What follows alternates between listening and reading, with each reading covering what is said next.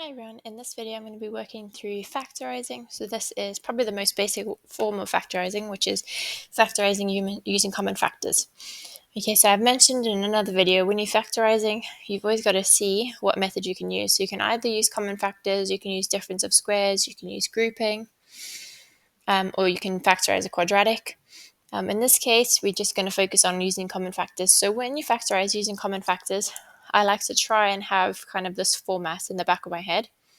So if we look at an example like this, when we factorize using common factors, what you want is you want to find the common factor, and then you're going to have a bracket with all the leftovers. Okay, so what I would say is, first step, if you can see there's a common factor, get that written down, because that would already be potentially 1 mark. So if we look at this one, we can see a common factor for this one is 3, okay? So how we know it's a common factor is both of those terms we can divide by 3. And then what you do is you use this format. So you write the common factor of 3 on the outside, and then we want all the leftovers. How you get the leftovers is you divide each of the terms by that common factor. So you're going to go this term divided by the common factor, this term divided by the common factor, and whatever's left goes in here. Okay, so if we do it first, 3x divided by 3, they are going to cancel, so all we're left with is x. If we do the second one, 6 divided by 3 is 2, and so that's all we're left with. And so we can see now we have this format where we have the common factors and then all of our leftovers. Okay, so we're going to look at a few examples. All of them, we're trying to find the common factor and get it into that format. So first question, a3 minus a3b. So first of all, let's get our common factor. So our common factor, what do we have in both of these terms? We've got a, but we've got more than just a. We've actually got a cubed in both of them. So like I said, we're going to divide both of them by that a3. And then let's get the right format.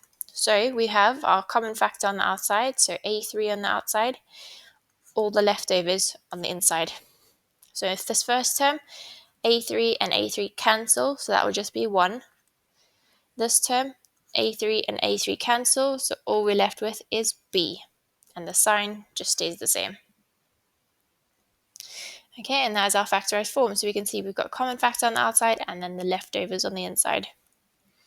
Let's have a look at another one. Okay, it looks a little bit more scary, so you would run through, if you knew they say factorize this, you're going to run through, do I have common factors? That's the first thing you always check. So in this one, I can see each of these has a common factor of 4, okay, because each of these terms can be divided by 4. Each of them has p in there, and then each of them has q. So that is how we choose our common factor. So I'm going to divide each of these terms by 4pq. That is my common factor.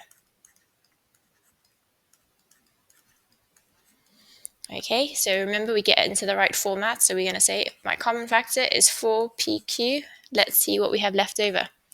So this first term, the 4's are going to cancel, the p's are going to cancel, and q squared divided by q, all we're going to be left with is q.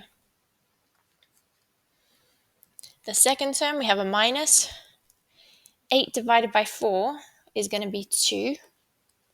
The p's are going to cancel, and the q's are going to cancel. So that's all we're left with.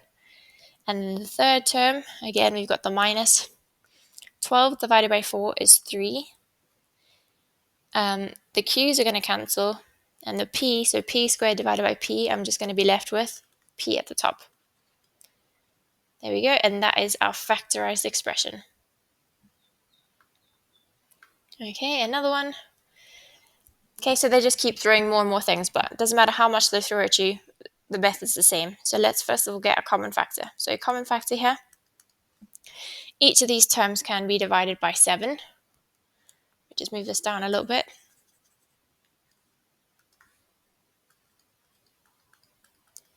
Okay, each of these terms, they don't all have x, so we can't take out a common factor of x. We can take out a common factor of y. and that's all we can actually take out.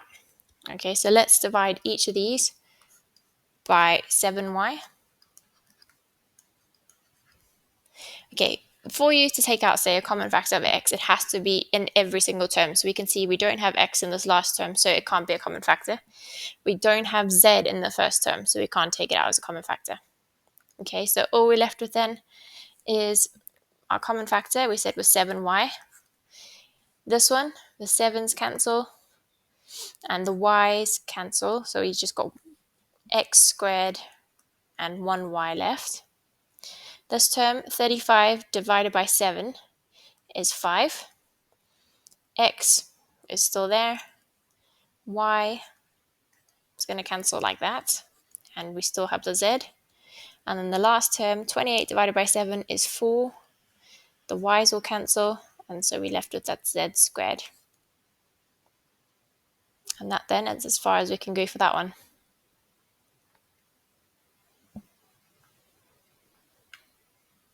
Okay, and then this is a type of question they love asking you. So it's where sometimes you have brackets of the common factor. So I'll explain this in a sec. So if we look at these two terms, so here's our first term, here's our second term, we can see they both have exactly the same bracket. So this happens a lot. We can see here our common factor for this one, which it feels strange, but it is right. Our common factor is this bracket. Okay, because we can take it out of both of those. Okay, so if we work this out, our common factor we said was p minus q. Now we just need to see what's left over. So if we divide this first term by that bracket, what we're going to have is the brackets are going to cancel. All we're left with is the 3a. And then the second term, if we divide it by the bracket, again, brackets are going to cancel. All we're left with is minus 2b. And so that is our factorized form. This type of question comes up a lot. So if you can see, if there's two brackets that are the same, those might be your common factors. Okay, and then I think we've got one last question to go. Okay, here, this is another way that they ask these a lot. As you can see, these brackets look like they might be our common factor. The only thing is they're the wrong order. So x minus y and then suddenly y minus x.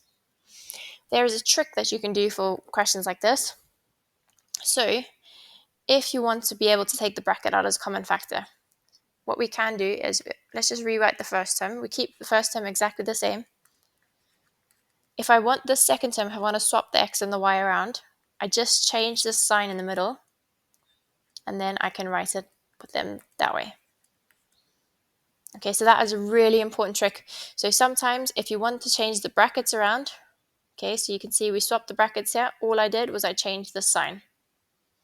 Now I can take out the bracket as a common factor. So I can say my common factor is that bracket, x minus y, and it becomes very similar to the one we just did. So let's divide both of these by the bracket.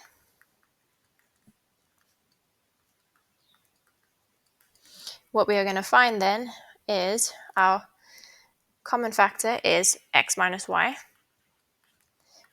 What's left in this one is the brackets are going to cancel. All we're left with is 2a squared. Brackets cancel in this one. All we're left with is negative b.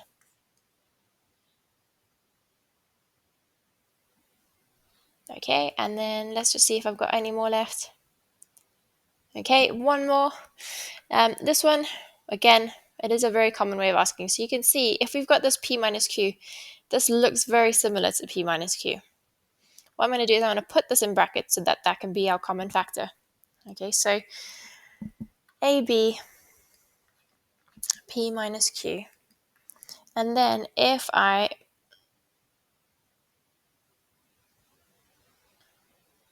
put it like this, minus p minus q, that will work. Okay, because you just need to be careful with the signs here. So we can see I changed this sign because when I put it in brackets, it means the sign has to change. So now our common factor is p minus q. Okay, so just be careful when you put in brackets in, it does affect the sign inside the brackets if there's a minus out here like this. So what we do, we take out our common factor. So p minus q is our common factor. You're probably getting the gist of these ones now. So p minus q and divide by p minus q. This one, they're both going to cancel. We're left with ab. This one, they're both going to cancel, and so we're left with just minus 1. I really hope that video helped. So this was all about how we factorize using common factors. I'm going to be working through all the different types of factorization. Please let me know in the comments if you have any questions, and thank you for watching.